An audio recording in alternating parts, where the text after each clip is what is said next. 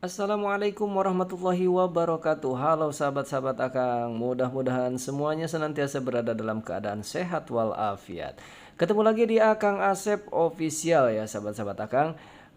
Di video kali ini Akang coba berbagi ini ya penemuan-penemuan Akang ini hasil ngutak-ngatik ataupun ngebongkar-bongkar YouTube Studio nih ya. Di YouTube Studio terbaru nih sahabat-sahabat Akang, buat sahabat yang belum pernah ngelihat ya. Kalau misalkan belum ada silahkan teman-teman di-update ya YouTube Studionya. Nah, di YouTube Studio terbaru ini teman-teman silahkan teman-teman semua coba cek ya. Di sini ada jurus-jurus baru ya. Akan kasih nama jurus. Kenapa? Karena isinya nih kisi-kisi semua nih buat kita nih ya. Untuk video kita agar direkomendasikan. Nah, coba-coba sahabat-sahabat semua masuk ke YouTube, kemudian masuk ke YouTube Studio ya. Oke, silahkan. Setelah masuk ke YouTube Studio nanti ada tampilan. Oh, bentar. Ini bekas Akang tadi ya. Jadi teman-teman, di situ kan ada beberapa tab ya. Nah, coba buka klik analisis ya. Teman-teman semua, di situ ada kolom pelajari cara YouTube merekomendasikan konten. Nah, tampilannya seperti ini. Nah, ini sahabat-sahabat Akang semua, ini adalah kisi-kisi nih ya. Mantap nih. Pihak YouTube mungkin bosen ya merekomendasikan video-video dari channel-channel besar ya, sehingga memberikan kisi-kisi nih untuk kita para YouTuber pemula agar video kita juga direkomendasikan oleh pihak YouTube gitu ya. Nah, bagaimana caranya? Nah, di sini sahabat-sahabat Akang ada kisi-kisi yang disampaikan oleh pihak YouTube ya. Jadi harus kita manfaatkan nih ya. Jadi untuk ataupun agar video kita bisa direkomendasikan ada beberapa hal yang perlu kita perhatikan. Nah, sahabat-sahabat geser. Nah, kemudian di sini ada kolom pertama itu, apakah video Anda tampil lebih menarik? Ya, di sini YouTube memberikan arahan agar kita memposisikan diri sebagai orang lain gitu sahabat-sahabat ya. Jadi gimana kalau misalkan kita menjadi orang lain ketika kita buka YouTube kemudian nemu video kita nih, konten kita. Nah, gimana nih kalau orang lain, kalau kita jadi orang lain mau nggak nonton video kita gitu maksudnya ya. Nah, artinya apa? Maka di yang pertama ini yang harus diperhatikan oleh kita sebagai konten kreator adalah merubah ataupun memberikan tampilan thumbnail yang bagus ya, yang menarik sehingga membuat orang lain itu penasaran dengan video kita gitu ya. Jadi harus lebih menarik ya. Nah, ini diantara ini yang tengah nih Akang nih ya. Ya, saingannya lumayan lah ya. Oh, YouTuber-YouTuber gue deh semua. Nah, jadi sahabat-sahabat Akang sekali lagi yang harus diperhatikan pertama kali ya dari kisi-kisi ini adalah bagaimana kita membuat ataupun pentingnya kita untuk membuat thumbnail daripada konten kita gitu ya, agar ketika ditampilkan oleh pihak YouTube, ketika kita upload kan YouTube memberikan kesempatan tuh langsung dibagikan ya, langsung dibagikan video kita secara sistem. Nah, kemudian apakah orang lain mau menonton video kita setelah melihat tampilan pertama gitu ya. Karena memang biasanya kan manusia begitu, ketika sudah tertarik di pandangan pertama biasanya awet biasanya ya. Biasanya lanjut artinya gitu. Nah, kemudian hal itu berpengaruh di sini nih teman-teman ya, di ketika teman-teman geser ada apakah penonton mengklik video Anda. Nah, berarti kan dari tampilan yang pertama ya, dari tampilan pertama ketika orang lain melihat thumbnail kita, nah biasanya kan di YouTube biasanya membagikan tuh ya, menyebarkan video yang baru saja kita upload gitu ya. Nah, kemudian kalau video Akang tadi di sini dianalisis oleh pihak YouTube bahwa setiap 100 kali thumbnail Anda ditampilkan, ada penonton mengkliknya 5 kali ya. Berarti kan belum menarik ya, kita belajar lagi. Nggak apa-apa ya.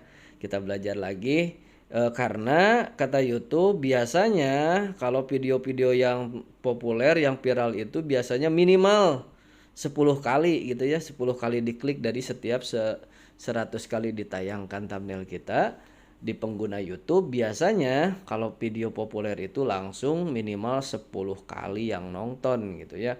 Ya, jadi bisa dihitung lumayan lah ya. Kalau 100 kali ditayangkan kemudian ada 5 kali yang nonton masih lumayan lah. Nah, jadi sahabat-sahabat Akang sangat berpengaruh berarti ya. dari thumbnail yang kita apa namanya yang kita buat sebagai muka daripada video kita. Untuk kisi-kisi berikutnya nih sobat-sobat Akang, agar video kita direkomendasikan oleh sistem YouTube adalah apakah video Anda menarik orang untuk terus menonton ya. Jadi ini sangat berpengaruh berarti durasi ya, durasi tonton ataupun waktu rata-rata orang-orang menonton video kita ya. Nah, kalau misalkan di sini kita lihat video Akang itu ada video 5 menit dan durasi rata-ratanya ya rata-rata ditonton 3 menit. Nah, sementara video populer, video 5 menit yang populer itu juga sama, rata-rata ditontonnya 3 menit. Nah, berarti imbang lah dalam segi durasi ya.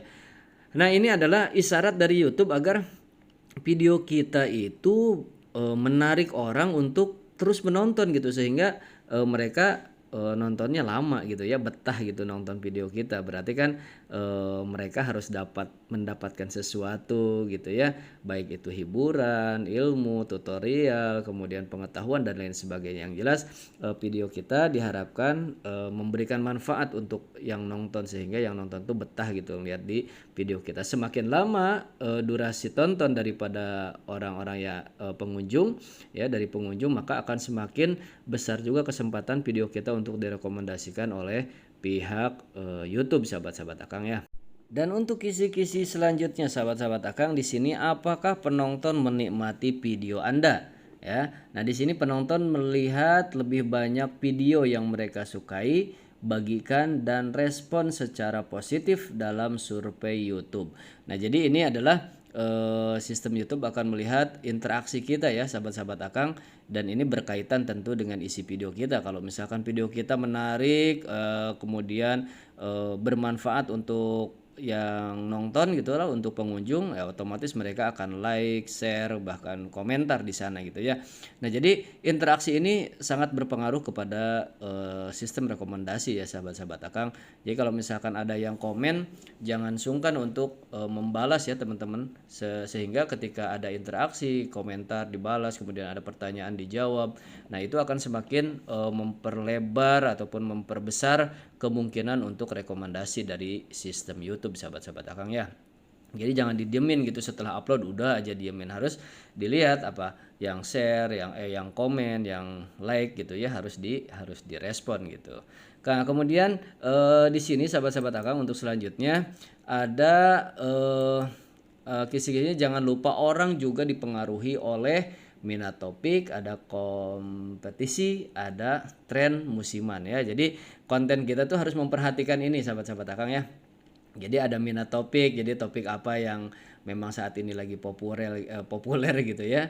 Nah, itu konten kita harus mengarah ke sana gitu. Topiknya harus jelas lah ya artinya ya. Kemudian ke kompetisi, kita juga harus melihat kompetisi ataupun konten yang akan kita buat ya, video yang akan kita bagikan itu ada nggak gitu kompetitornya gitu ya. Bahkan channel-channel gede misalkan membuat juga gitu ya, tapi kalau misalkan kita ya punya ciri khas sendiri ya optimis saja lah, jangan ragu ya, kita lakukan saja. Kemudian tren musiman, nah ini juga bisakah Anda mengubah konten agar sesuai dengan berbagai minat sepanjang tahun. Jadi lihat aja nih peluangnya ya.